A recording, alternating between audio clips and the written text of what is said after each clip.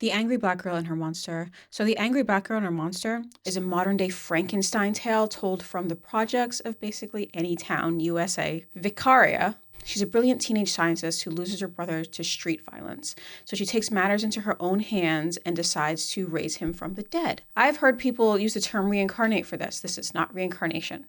Now, an angry black girl holds to some of the original themes, but obviously it has to take liberties.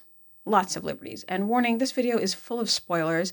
I do that on purpose so that you can take a date to see these movies and then you can impress him with all of your knowledge of science fiction and literary criticism. See, he thought you were just a pretty face, but you're more than that. You know things about books. So this is a new movie by up-and-coming writer-director Bomani J. Story. Full disclosure, Bomani is a friend of the family, and we were very proud of him for getting this movie made. It took a long time, and for the movie being good, because the worst thing in the world is to have to lie to your friend about their movie being good when it's actually bad. But we watched this, and we're like, oh my God, Bomani, this is actually good. You just saved us a lot of awkwardness. He's just that kind of guy, the kind of guy that would do that. Now, a lot of you remember in the original Frankenstein by Mary Shelley, Victor Frankenstein is searching for his creature in the Arctic. He made this beast. The creature, you're really sympathetic to the creature, and the creature does want to bond with people, but he's just so ugly that people attack him or they run from him. Kind of the original incel. And he is the original incel. Frankenstein is the original incel because then he forces Victor Frankenstein to make him a bride or else he threatens to kill his family. And Frankenstein refuses because he won't create another dangerous monster, doesn't want it to have babies, and doesn't know what will happen. So Frankenstein, the monster, does kill Victor's loved ones. And in the end, everybody dies, and it's terribly tragic, and Victor suffers terribly for playing God. And he tells the audience never to be ambitious. Do not try to play God. So that's the original Frankenstein. We kind of have to live with those themes today. It was science fiction when it was 1818, whenever it was written. But now we have more technology. And we don't have the technology to bring people to life, to raise people from the dead, but we do have a lot of technology. Transhumanism, for example. Transhumanism is altering the body through science rather than accepting our natural bodies and our natural boundaries. So we're actually dealing with those themes right now. We see these scientists all around us playing God. They would reanimate the dead if they could. Don't think they wouldn't for a second.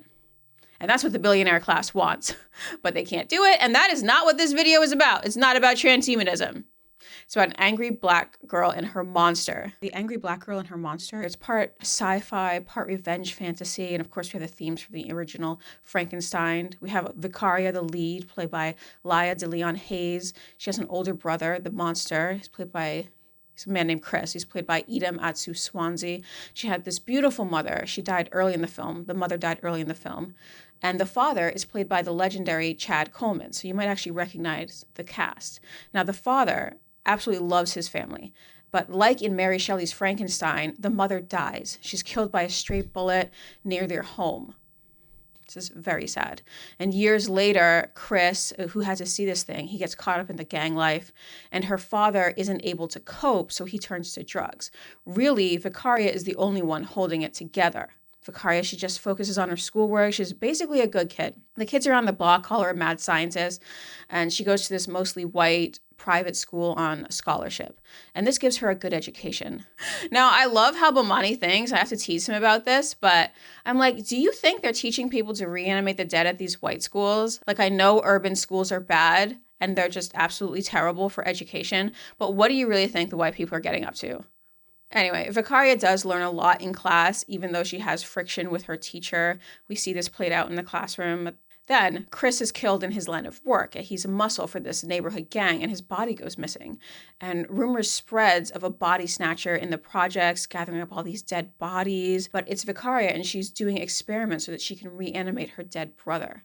And when she does, he's hideous. He's not like the brother she used to know.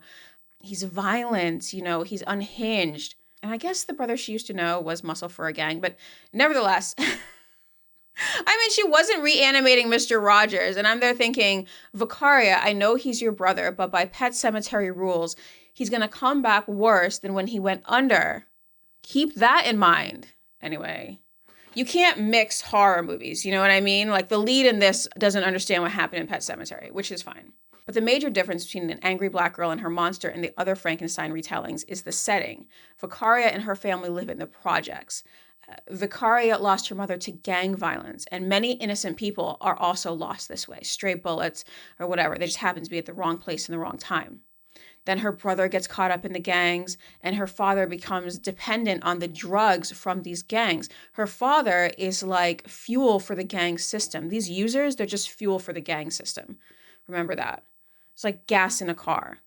And she was so desperate to bring her brother back to fight the gangs, but that completely backfired on her. Vicaria cannot escape the gangs, and the police are of absolutely no help. They only make things worse. So she's kind of stuck. And a lot of the good characters in this story are also stuck. Raising Chris from the dead, to me, it seemed like a band-aid solution, because what really trapped them all in this place was their situation and the violence, and obviously the poverty. That's why gangs have so much sway. Now, the theme I love the most about Frankenstein, I think this is universal, is how badly Victor Frankenstein wanted to play God. He wants to create life. And it's the same with Vicaria. She also wants to create this life. And in both stories, the mother, the one who can really create life, real life, dies and casts a shadow over the protagonist's lives. Now it's Victor or Vicaria, they want to make life like the mother did. But the life that they make is ugly, unlike the life the mother makes. The life the mother makes is pure, it's perfect, it's from God.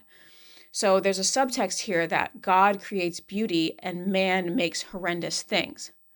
God works with the mother to do this. And Victor Frankenstein in the story is a man, and Vicaria, she's a child. Both rely on the intellect. And the intellect rejects God's plan. It's pride. So men cannot create like God. And his or her, Vicaria's, ambition or pride makes something truly hideous. And that's what we're seeing in these stories, both of these stories. And it's not the monster's fault. What's similar to this in the original Frankenstein is that the brother isn't bad per se, even when he comes back from the dead. Yes, he's unstable and he's ready to attack at the slightest provocation, like a poorly trained pit bull. Like, why did you make this thing? Whatever. Vicaria can't control him, and he goes on a rampage against his own family and his own community.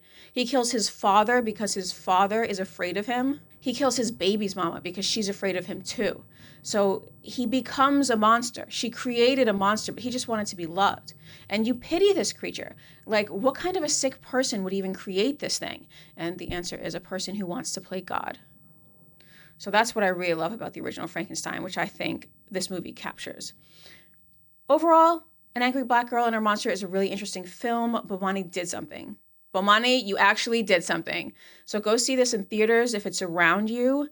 Show your support for smart Black content, and you'll get more of it. Shudder actually funded this movie, and they're doing great work in horror if you're into horror movies. And some horror movies that are coming out right now are actually very, very good. So if you're into that, it's an app worth having. Now, tell me what you think in the comments. Go see this movie, whether it's in the theaters, if it's around you, or on Shudder.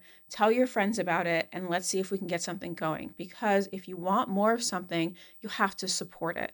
Don't support the negativity. Support this movie about monsters and death. Thank you. Subscribe.